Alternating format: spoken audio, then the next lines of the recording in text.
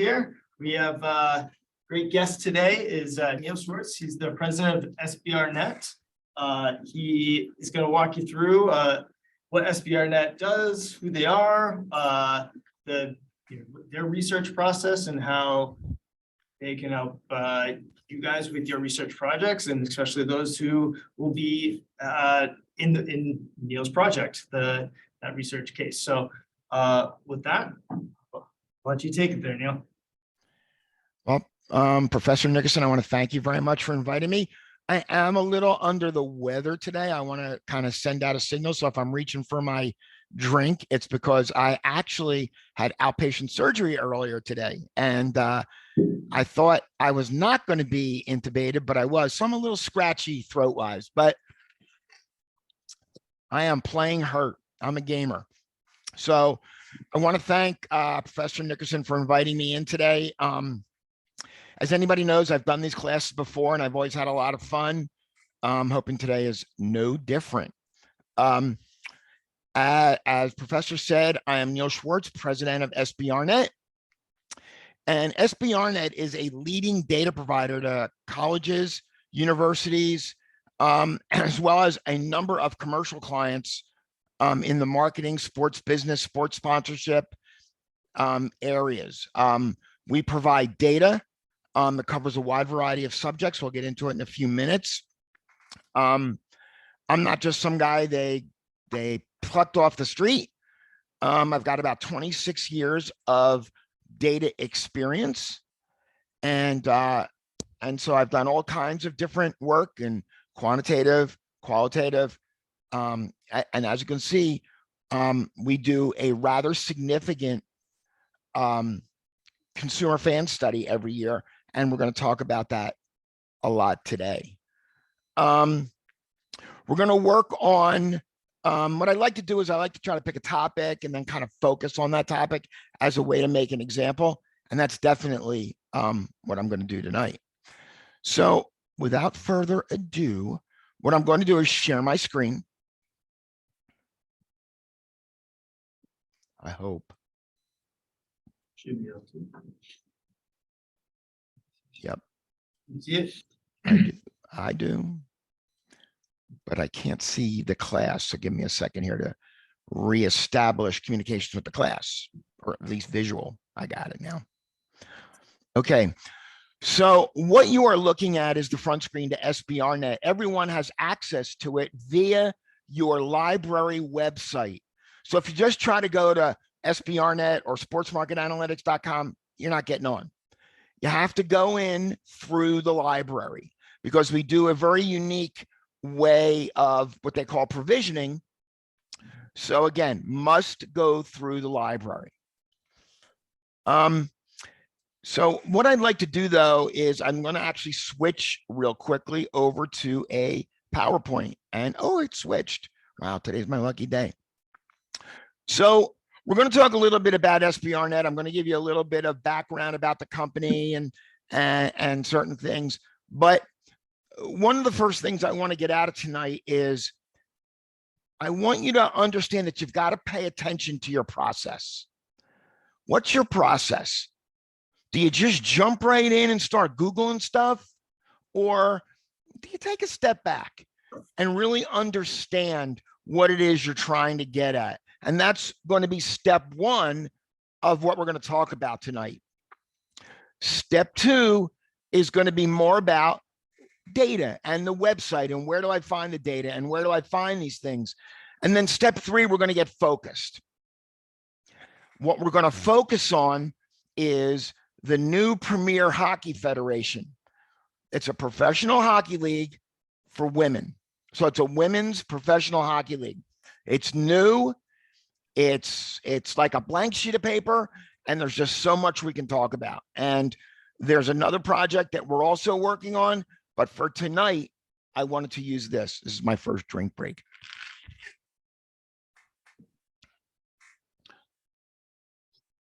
Whoops. So again, leading provider of data and market analytics for sports business. There are around 250 schools worldwide that are currently using our data. Of course, what GW is one of them. We collect data, we focus on data for sports participation, product sales, as well as sports fan data. So those are really the three areas where we excel. And then, as you can tell by the little grid that's up there, we have attendance data, we have collectibles, we have college data, pro, esports, fantasy sports, social media, you name it. There's an awful lot of data out there. And we're going to talk a little bit about it. And of course, women's sports data and women's sports fan data. We collect data on 18 sports across 65 categories of data with 5 years of history in each case. So the data that you're going to be looking at and we're going to be using at and focusing on tonight, very rich. A lot of history, a lot of categories, a lot to work with. By the way, that's both good news and bad news. The bad news is there's a lot of data. The good news is there's a lot of data. So, you know, we're going to talk about that. We're going to talk about all the different things and all that. So just to give you an idea where this data is coming from, we do an annual proprietary consumer study of sports fans via the internet, and we've been doing it since 2012. But the data that we're going to be using tonight, the more rich data, starts in 2017. It's conducted in Q1, and guess what? We're doing it right now. The data is in the field. I think we're about halfway done our collection. We work with a sample size of 5,000 to 6,500. We're going to probably be closer to 6,700 this year. We model the United States for persons 13 years and older. And we use a very time-tested methodology. So we base our collection on age, income, gender, household size, geographic region, race, and ethnicity. Data is weighted. No outside data, folks. It's all mine. It's all ours. It's all yours. So, but what I like to talk about, as you know, is process. I love process. And I know that seems a little dorky at times, but the process starts with distinguishing between search and research. We're going to talk about both, by the way. We're going to talk about how you're going to use data to start filling your funnel of articles, of data, of qualitative. And then at the end of this whole thing, you're going to write your own surveys and field them. But you really want to be able to focus on the current situation. What's going on out there? Right now, the Premier Hockey Federation, blank sheet of paper. What are the goals and objectives? Well, I'll tell you what it is. They want to build a fan base. And then once they build a fan base, they want to monetize it. What are going to be the hurdles and challenges that they're going to have? And let me tell you, there's a lot of challenges and the hurdles are high. What does victory look like, though? What do they need to get accomplished in order to start building that fan base? We'll compare data to benchmarks. Because if you don't compare to benchmarks, what are you comparing to? You're kind of comparing to yourself. That doesn't work. In fact, that leads to something that I like to call, and I don't know if you've ever heard this expression, of a self-fulfilling prophecy. If all you compare is to yourself, your own data, what you know, what you see, guess what? It's that old, if you do what you've always done, you're going to get what you've always got. And then I can get into the whole Albert Einstein and the definition of insanity and blah, blah, blah. And then you may even want to perform a SWOT analysis. You know, when I went to school and I graduated in 1979, those of you that are good at math can figure out real quickly how old I really am.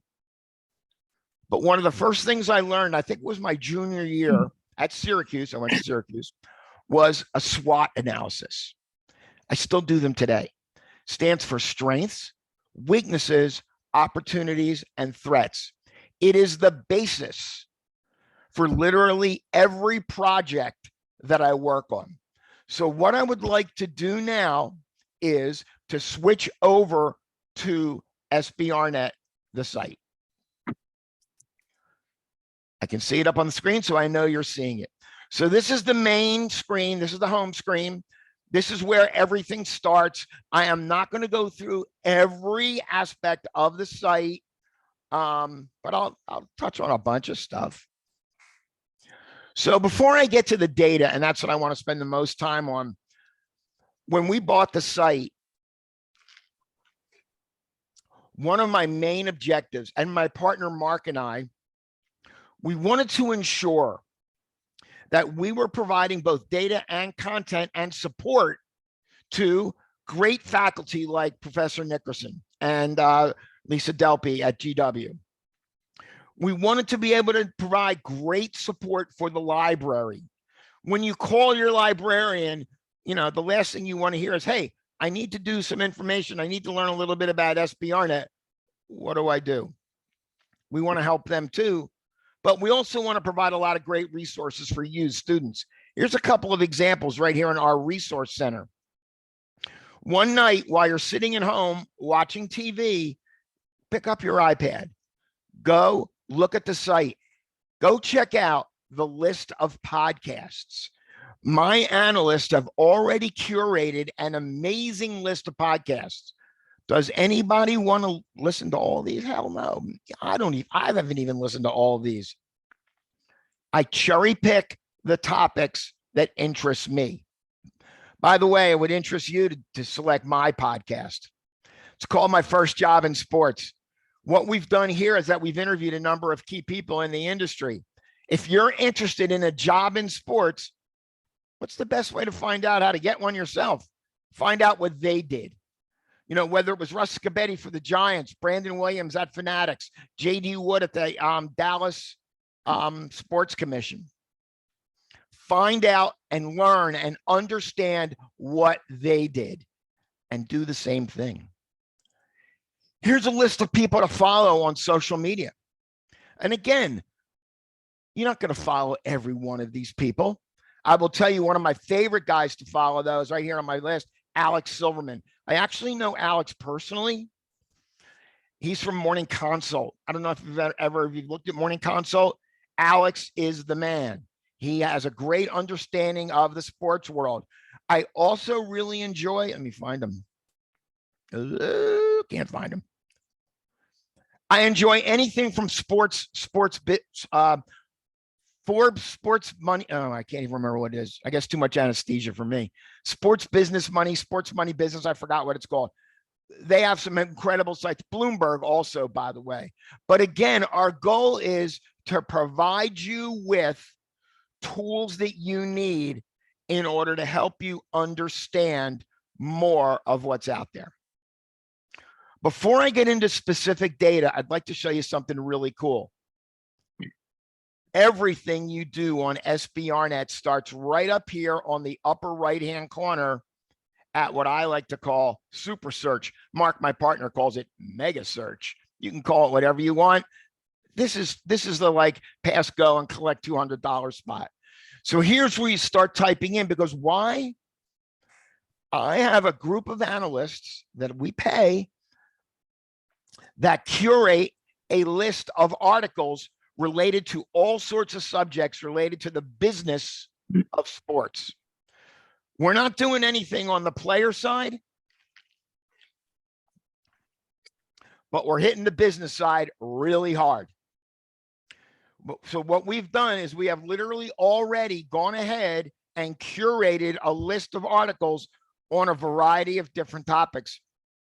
Formula One just started again. And so, you know, there's a lot of Formula One articles, not surprising. I've even become a Formula One fan. But when you do search, it brings you to relevant articles. It brings you to what we call the data that's on the site that we're going to be accessing tonight. So, you know, some of this stuff you're going to see anyway. But also relevant directories. I'm going to tell you why these directories are interesting. If one of you gets involved in the project that we're going to be doing, you might be able to find out the name of somebody to talk to that's involved in that project and get some first-hand knowledge. Now, it may not be quantitative, but it may be really good qualitative. Can I ask a question? I can't see the classroom. Does anybody want to explain to me the difference between quantitative and qualitative data?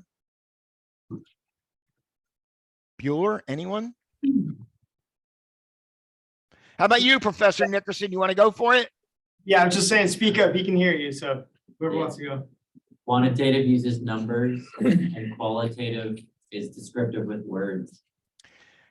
That's I think a good half definition. Quantitative's all about the numbers.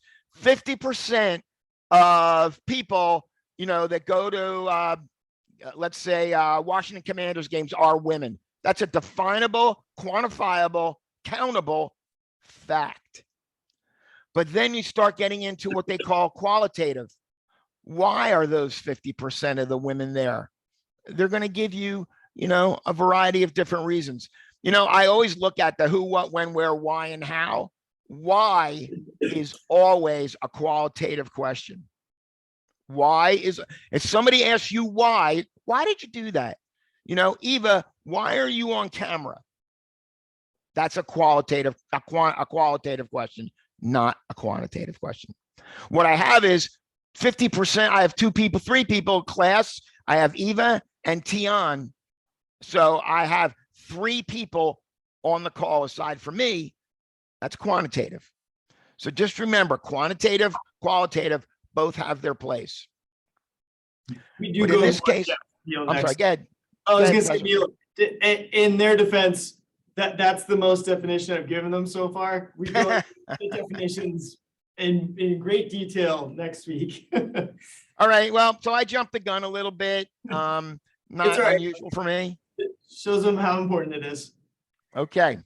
So what we're going to talk about tonight, we're going to talk about, well, I wrote Premier League and we're up, here we go.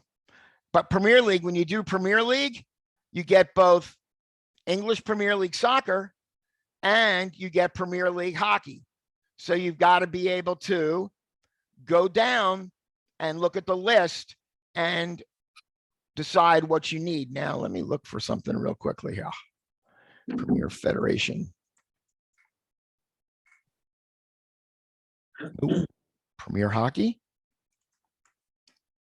Sometimes I even have to do some weird searches. There we go. So in this case, there's a bunch of articles, no data. We're going to talk about that in a minute. So again, you want to understand a little bit about what's going on within the Premier Hockey League, the Women's Hockey League. Here's a great place to start. Where's another great place to start? Google. I use it too. Okay, I'm not lying. I go to Google, I type in Premier Hockey League.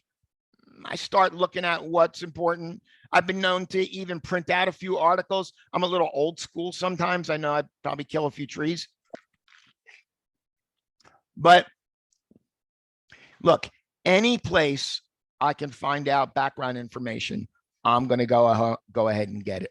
But let's start talking about data. Enough of this other stuff. Professor Nickerson, I'm definitely going to have to cut this off at 8 o'clock because I don't think my voice is going to hold out much longer than that. Is that all right? That's totally fine. Yeah, appreciate any time you give. Hey, I'm a gamer. At least that's what I'm calling myself today. So SPRnet is an incredible platform of data. I'm going to work my way from the bottom up. The first type of data we have here is sales data. So if you want to know information about paintball, not sure why anybody does anymore, what we do is we provide you with information in terms of sales and units on over 140 different sports and activities. If you have an entrepreneurial interest, Tian, if you decide you've got the most amazing idea for a new skateboard, but you want to go out and raise money for it, this is a great place to grab that market sizing data so that you can go out to your private equity guys, your angel investors, your mom and dad, whoever you're going to get money from, and be able to show them the size of the market. The next type of data I want to get to is participation data. We cover 88 sports outdoor activities and fitness activities. Okay. Does anyone know the fastest growing sport right now in the United States? Pickleball.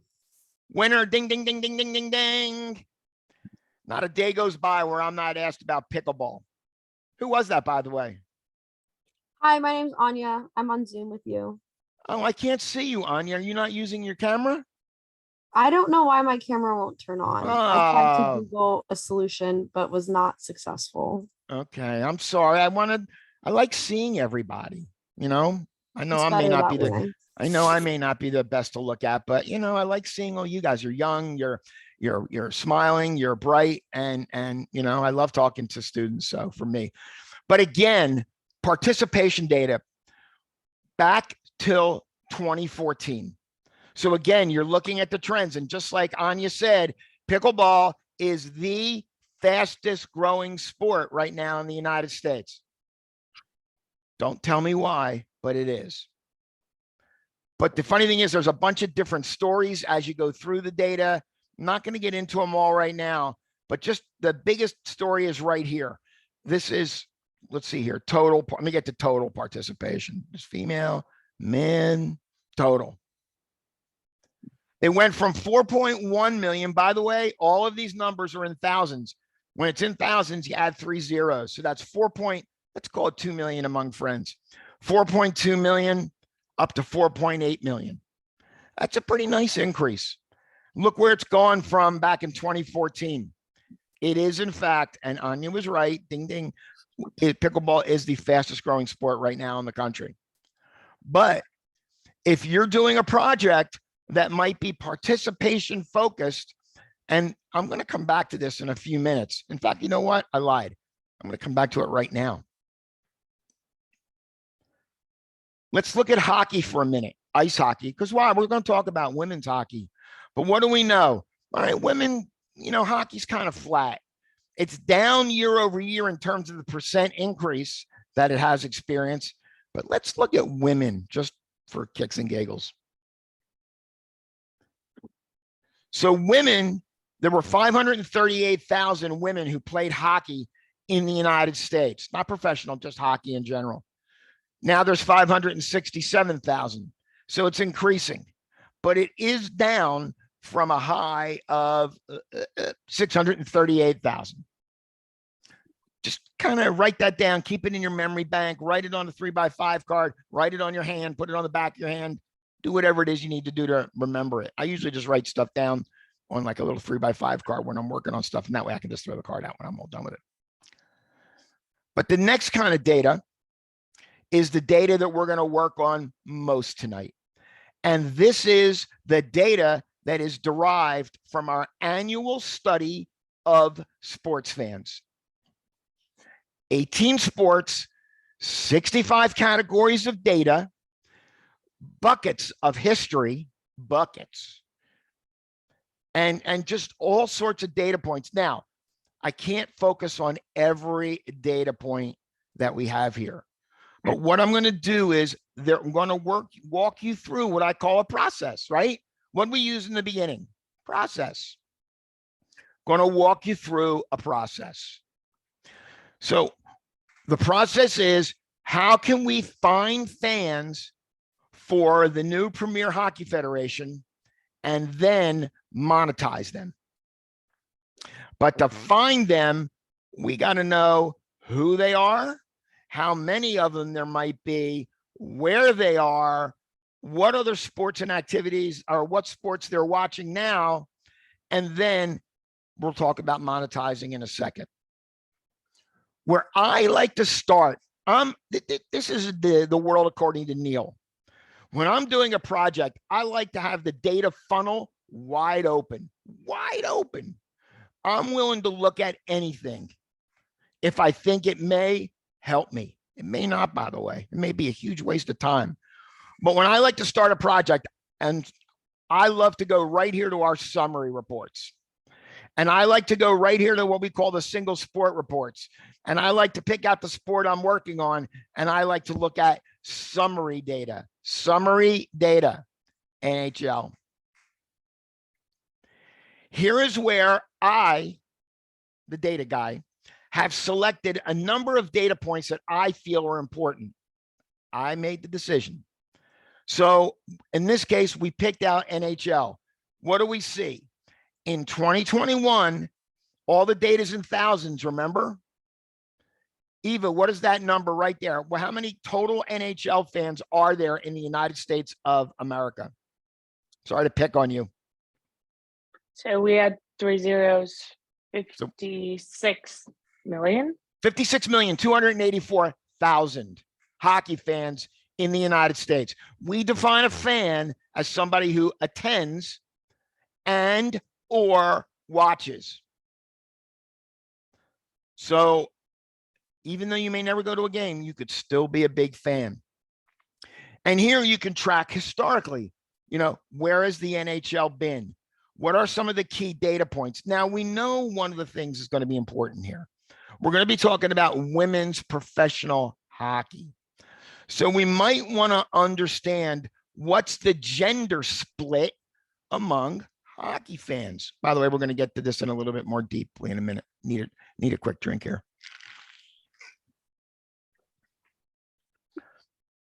So something a little interesting going on here. From a high of around 42 million fans, women, down to 33.9 million, but up over the last year. Hockey's got some splaining to do, and we're going to hopefully get at some of that splaining real shortly. But here is all uncross tab data. So if you want to see the demographics, or you want to see how the gender splits break down, you're not going to find it here. This is only summary style data. So, and this is where you can get to understand a little bit about the particular topic. We also, by the way, I did, and I'm going to take you deeper onto this. I'm going to go back to my summaries. I'm going to see all my, and I'm going to go to, you got it, minor league hockey. Okay, not as many fans, only about 11.6 million, but look at the change though. Look how it's up, over the last 3 years. And I suspect it's going to be up again. Look at the male female split. Look at that. A higher split of women fans. Could that just be all moms watching their sons playing in minor league hockey? I don't think so. So again, it gives you a really good story to understand. Now, there's one more piece of data we're going to look at before we start diving a little deeper. Last year, we added a brand new category, and it's called Other Women's Sports. I apologize to all women on this call for one reason. I wasn't able to break out women's hockey, women's college basketball, the WNBA is broken out separate, but all of my other women's sports are grouped together. And the reason why they're grouped together is I needed a sample size. Some of the data is kind of thready. When it gets too small, can't use it. So I wanted to make sure that we had sample sizes that were adequate. By the way, all of this data easily exported into Excel for your moving and combining pleasure. I'm an Excel guy. Some of you may not be. Some of you might, anybody use, by any chance, anybody have any experience with, like, I don't know, Tableau or anything else on the business information side? Anybody? Besides me. I have a little bit of experience with Tableau, but that's the extent of my data. I'm not a data scientist, guys, and I don't play one on TV. And in fact, right now I'm struggling just to be the SBRnet data guy.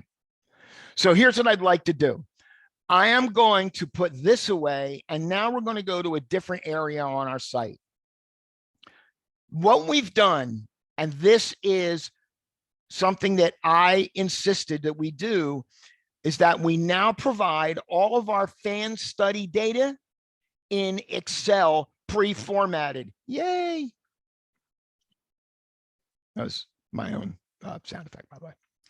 So we have all of this data back from 2017. In this case, 2018, because I didn't collect it in 2017. And in the case of other women's sports, only 2021, because I only collected it in 2021. But so literally, but these are all pre-formatted in Excel with one tab for each one of these categories. These are some big files. These are some big files, but they're awesome, if I do say so myself. So now a lot of the data you're going to be working from comes here at a premium.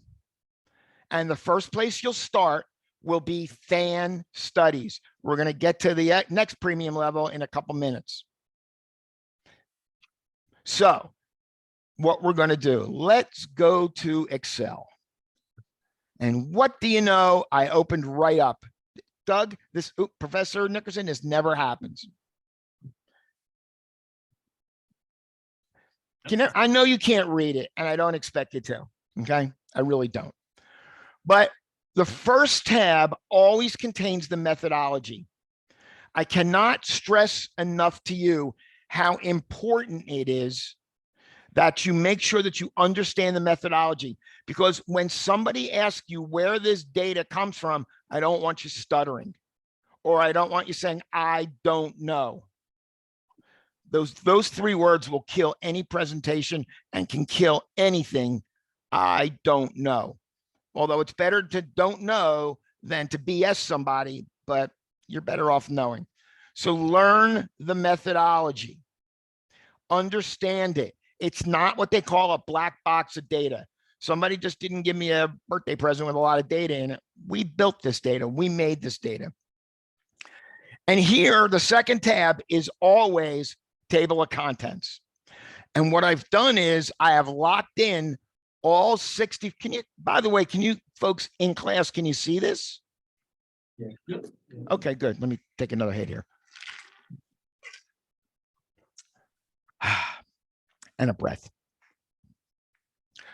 All 65 categories are listed here on the table of contents. You don't have to go searching through all 65 tabs to find what you need.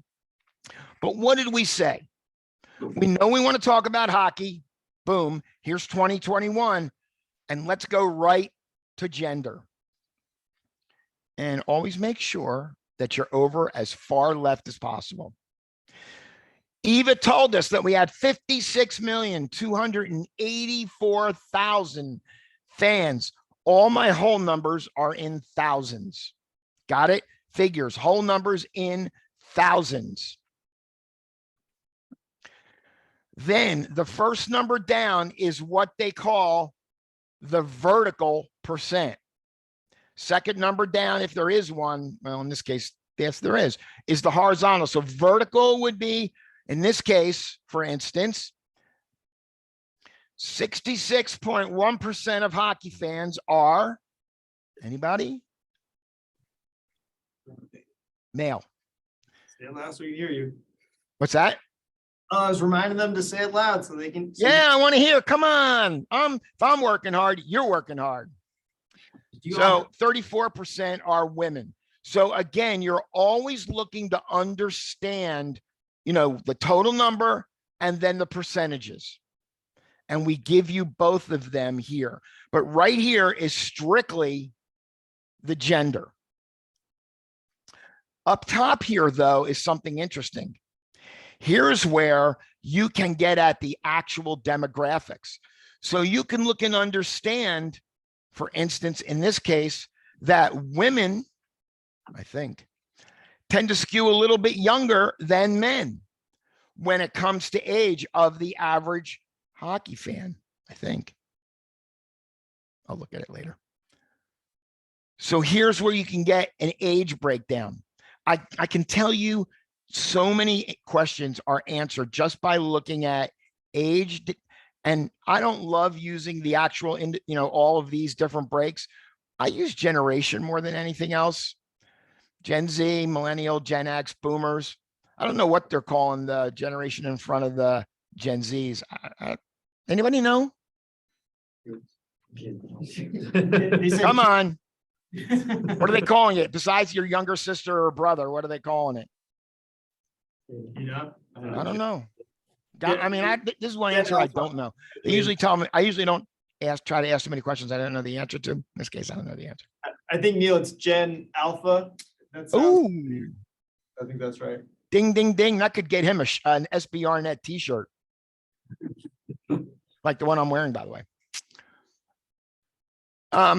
So again, we have all of the crosstabs done for you. So we have it broken down by age, income, region, education, so many different categories. So you can compare male hockey fans to female hockey fans across any one of these individual categories, or you can grab it right here or right here.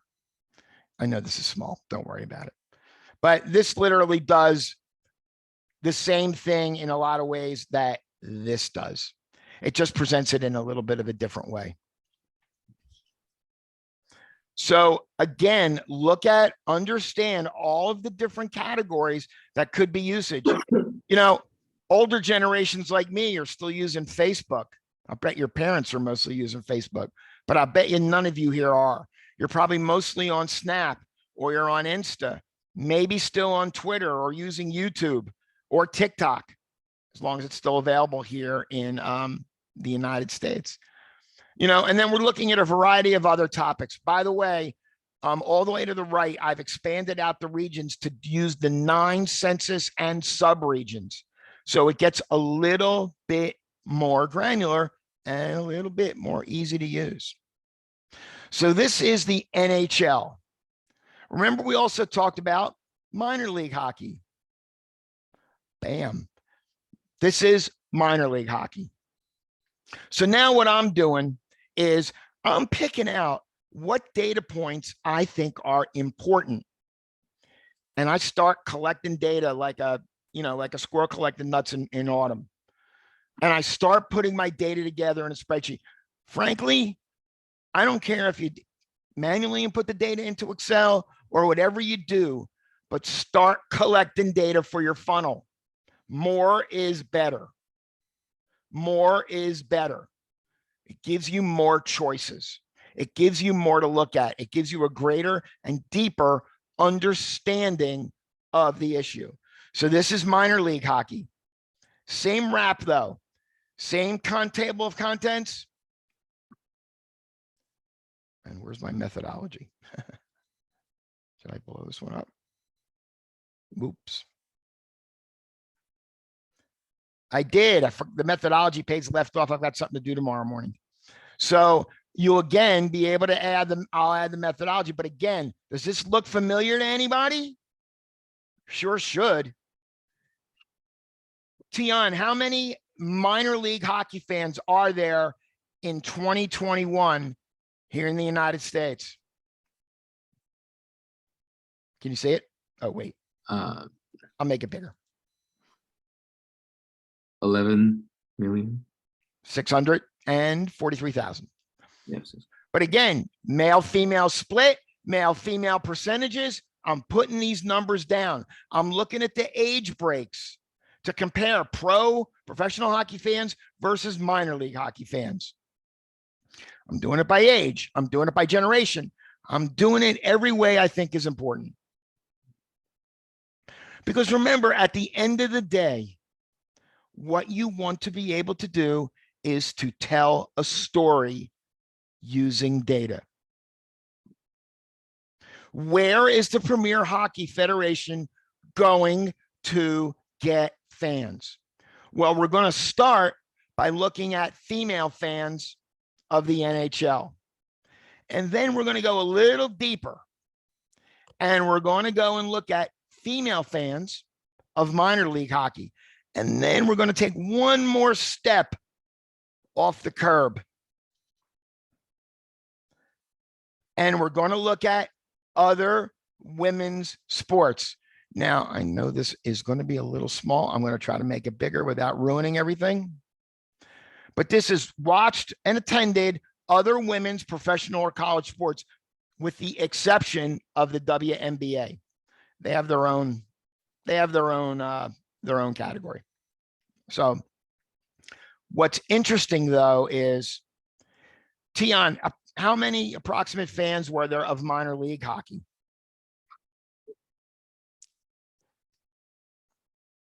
You remember, come on, 11 million maybe? Anybody? It was 11,600,000. Yeah, I mean, you don't have to give me the exact number, but 11 million works. But what do we know here? There are 27,135,000 fans of other women's collegiate or professional sports.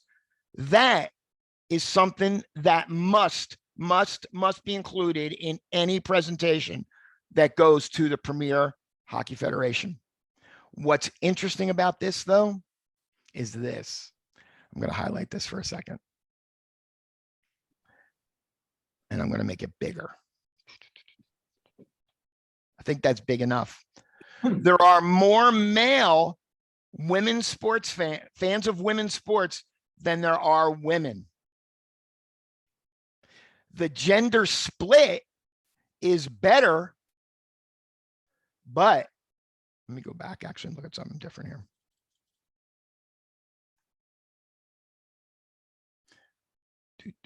Gender. There we go.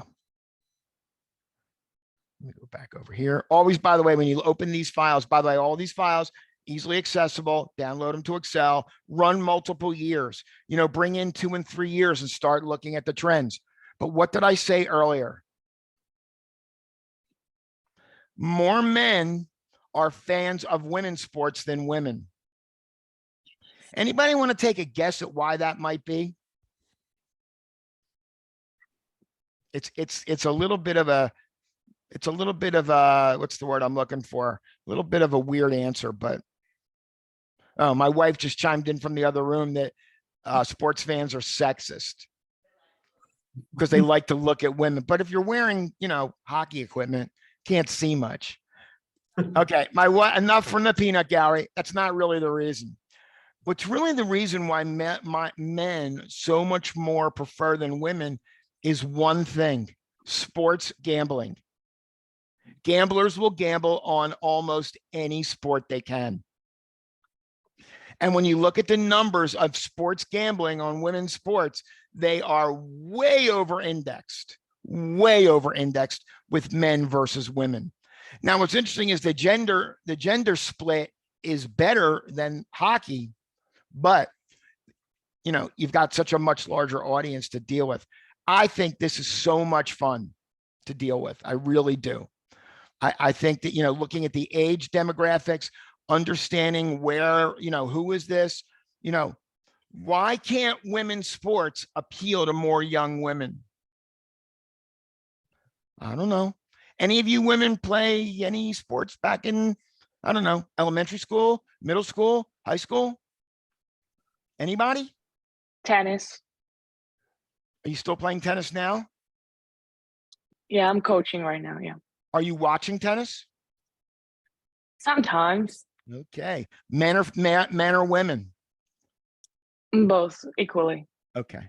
Well, I have to tell you, you may be a little bit of an exception, and we got to worry about sometimes looking at the exceptions and not the rules. There's so many things to look at in data. I mean, it's already 7:57. I'm going to go over my 8 o'clock time, but it's because I love this stuff. If it's not apparent that I love this stuff, then I really screwed something up here. I love working with data. Data doesn't yell back at me like my wife just did from the other room. Data doesn't lie to me unless I lie to it. If I manipulate it and I try to make the data do something that it's not supposed to do, you know what? Data will lie to me, but it only lies if I make it lie. Don't make your data lie, okay? Let the facts, let the data do your talking for you. Let the data, not a lie, determine the story. And believe me, right now, I don't want to get into anything political. I don't want to get into life in general, but facts are what matter. Facts. And if you can back it up with the numbers or a fact, then guess what? you're doing the right thing. So we've told a part of the story. The Premier League's got to go looking for fans. Makes a lot of sense. But now we want to drill down even a little deeper. Let's see. Oh, here we go.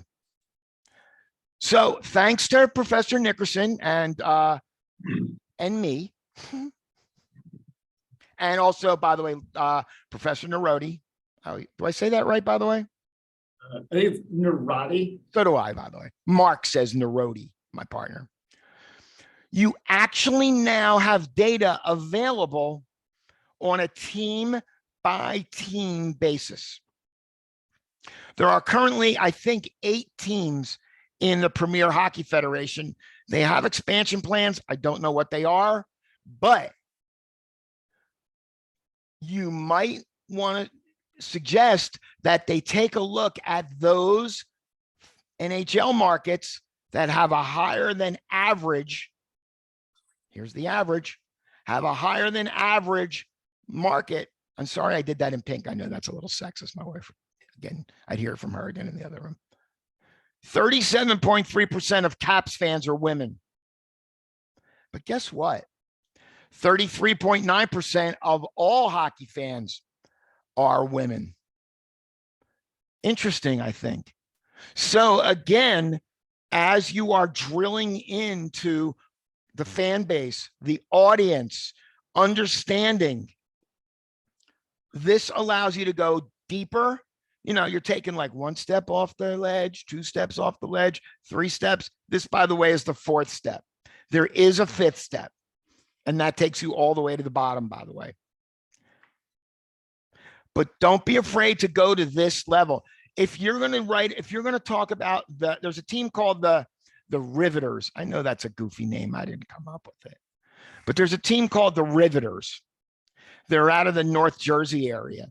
So, you know, you may want to look at fans out of that New Jersey area. New Jersey, maybe the Devils, the Islanders, the Rangers, probably not the Flyers, a little too far away. But you may want to look at them and say, I want to understand what's going on there. So again, you really want to understand as much as you can. But the last thing you want to do is, remember I said, what do we want to do? We want to find fans. We want to target those fans. And then we want to monetize them. Well, here's where we go monetize them. Here's where we actually measure, and you have access to this, by the way, what they call fans and brands, non-consumer categories across all the demographic categories and all the teams in all the leagues, all the sports, actually, now that I think about it. So this is located right here. Going back to the website. Fan studies. So that's where you start, right? You get all the big, that's where the big data is. Fan studies are your friend. But then you start drilling down, folks. Premium. This is where you get the team by team data. When I have the new data for 2022, it's going to get added right below it. By the way, we only measure these leagues. I do not do minor league for team by team. And I will be adding, by the way, college. I do have college basketball. No, I will be adding college basketball as well as, could have sworn I had college baseball, basketball, football, hockey. Okay. College is right there under basketball. What am I not seeing it? Oh, yeah. College and pro together. Boy, what idiot decided to do that? Oh, this one. So I may actually separate that out. Note to self for tomorrow. So there's your premium data for team by team. And then you've got your brand data. And here it's with all of the teams. Why use the brand data?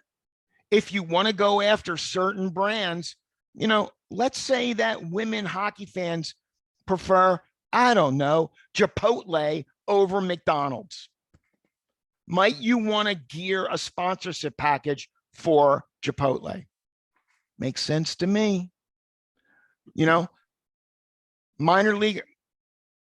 Let's go back to okay, let's go back to other women's sports. Let's go see which sports drinks they like. Hang on, I'm going to have to fart around with this a little bit.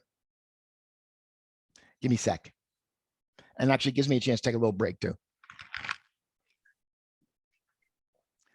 My grandson says, give me a second, give me a second. I know I'm a grandfather. Hard to believe is for me. It's the greatest thing though. Hopefully you'll all get a chance at some point to be parents and grandparents, and it's amazing. So let's go here. Okay, Gatorade Zero, Powerade Zero. So what am I going to look at here? Here's what I'm going to do. I'm going to look at the indexing information. Indexing is where I compare a specific number to the average. So for instance, women are 109% or 9% more likely than the market average to like Gatorade or Gatorade Zero. Whereas they're only 60%, so they're 40% less likely than the market average to like Powerade. Powerade's got a big problem with women. Man, oh man. But vitamin water, on the other hand, slaps men upside the head when it comes to brand preference. So again, here is a great place for you to be able to understand what is going to be my targets for growing revenue. And I have to be honest with you, I have a tough time sometimes convincing even executives at these leagues to follow the data. They want to follow their heart. I eat at McDonald's, so therefore everybody eats at McDonald's. You know what? Never a bigger line of BS has been uttered. Don't use your personal preferences. Don't use your emotional self. Use your fact self. Use your investigative self. And use SBRnet, for goodness sakes. George Washington's paying for it. This is an amazing service. We're talking sports here, folks. We're not talking pandemics. We're not talking oil and gas. We're not talking appliances. We're talking sports. It can't be any more fun. Have fun with it. Professor, I think that's all. Are there any questions that anyone would like to ask me about specific data, data in general, or anything from here? Yep. Go ahead. Am I audible? If you can't hear you, I'll repeat I it. can hear you. Can hear you. Oh, okay, cool. So as far as I recall, you said that you focus more on the business side of sports, right? And not on the players end. Correct.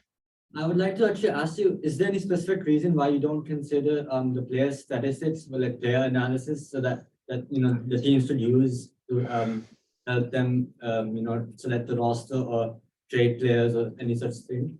I may have told a little white lie to you there. We do have some, it's actually not our data, but we do give you kind of a list of places to get at data for team and player performance. The reason why we do it is we're just focused on the business side of sports, but I do understand why. But yeah, we don't actually have the data, but we lead you where you can get it. So I told a little white lie. Sorry about that. My bad. Next question, please. Yeah, and I have a question. Just like when I want to understand that does the Formula One become more popular in recent years? Mhm. Which aspects of data that I have to focus? For example, fans or the TV ratings or something? Okay, we don't deal in TV ratings. You could easily go and get them. They're available publicly, from Nielsen and all that. I do not, remember, I'm about fans. Fans that watch, fans that go, fans that, buy licensed merchandise. I'm about fans. I do not do television ratings and that kind of information. However, we currently do not have Formula One. It will be added in 2021. So Formula One is going in specifically. And I have to tell you, it's going in specifically because of the Netflix Drive to Survive series. Frankly, I got hooked on it. And I really do not like auto racing, but I totally got hooked on Drive to Survive. And I said, you know what? This is one of those times where I own the company. I'm making this decision. Formula One's going in, but we do have NASCAR. We do have IndyCar. Now I can tell you IndyCar is really fading from the scene. If I was a betting man, that probably by next year, we may even drop IndyCar, leave it where it's at, and just focus on Formula One and NASCAR. By the way, NASCAR is hurting for fans, just the FYI. Okay, thank you. You're welcome. Any more? I think there's two more. Just a general kind of inquiry about like the general data gathering that you do every year with like the 6,700 participants, like Yes. how do you go about getting those participants, and do they like inform all the data that you get on a yearly basis, or do you kind of get cycle of 67 or 6,500 participants for different areas? Like, how does that kind of work? Okay, so I'm not going to get too sciencey on you, I promise. We are what they call a single source data collection. So everything that we do comes from the same survey instrument. So we are fielding the survey right now. We use a panel company that is well respected in our world as to a provider of what they call a nationally representative sample, because that's what we're looking for, a nationally representative sample of persons 13 years and older. But I'm not adding data. I'm not like collecting, 1,500 first quarter, 1,500 second quarter, 1,500 third quarter, 1,500 fourth quarter. We do it all at once. It's different people every year, right? Oh yeah. Yeah. Well, does anybody know what they call it when you do a study of the same people year over year? Anybody? I know Professor Nickerson didn't teach this one yet. It's called longitudinal. We are non-longitudinal. I am not speaking to the same people year over year. I'm speaking to a different group. And I venture to say, that most people have never even been exposed on a year over year basis to the same survey. Any other questions? I think there's one from one of the students on Zoom. Anybody? Is it in the chat? Hey, Neil, Hi. it's Anya. Hey, Anya.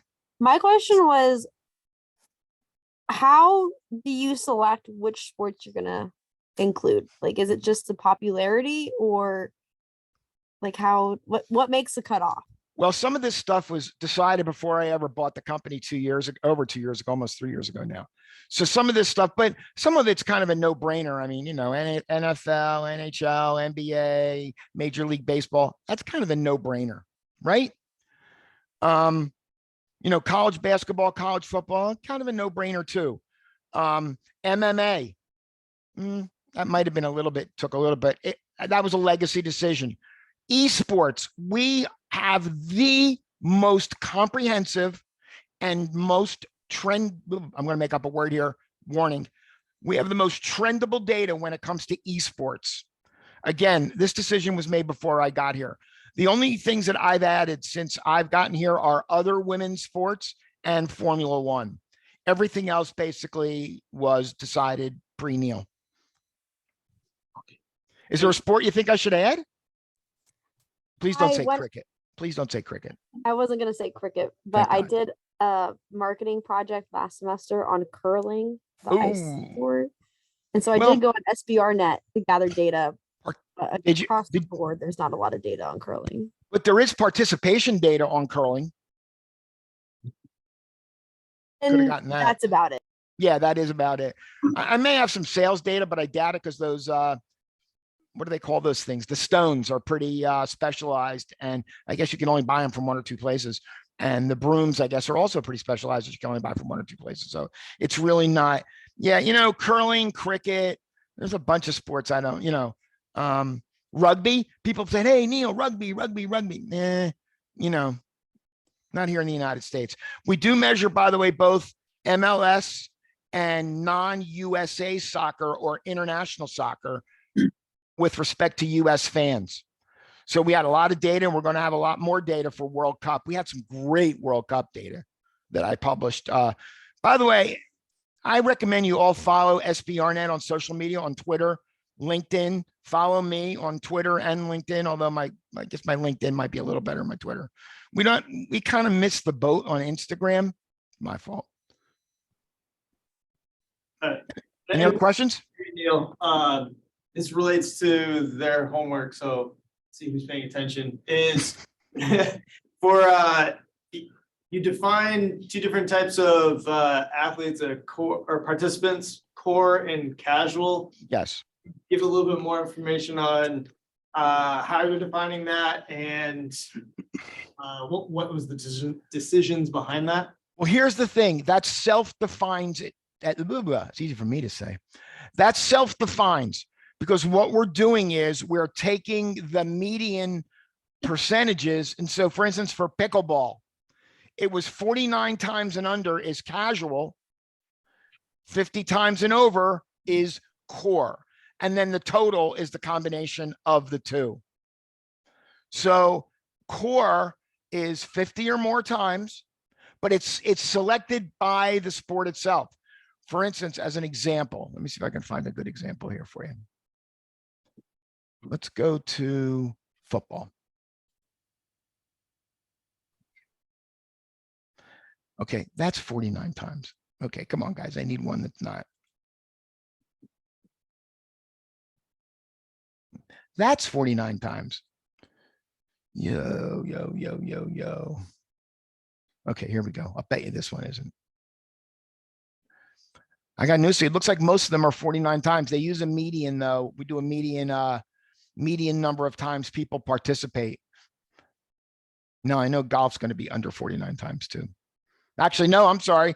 Golf core is 50 times or more. So that's all I have here. It kind of self-defines itself with the numbers. Okay. Interesting. Yeah, that's what I was curious was how you guys came up with that and was. Well, like the participation data they've been collecting. Look, Doug, sorry, Professor Nickerson, I used to do the participation data. I did it for 4 years. So I kind of know how that's done. I mean, obviously I know my data too, but I know how we used to do it. And it was done, basically, we took the median and then we built, standard deviation table, and then we just did the frequencies that way.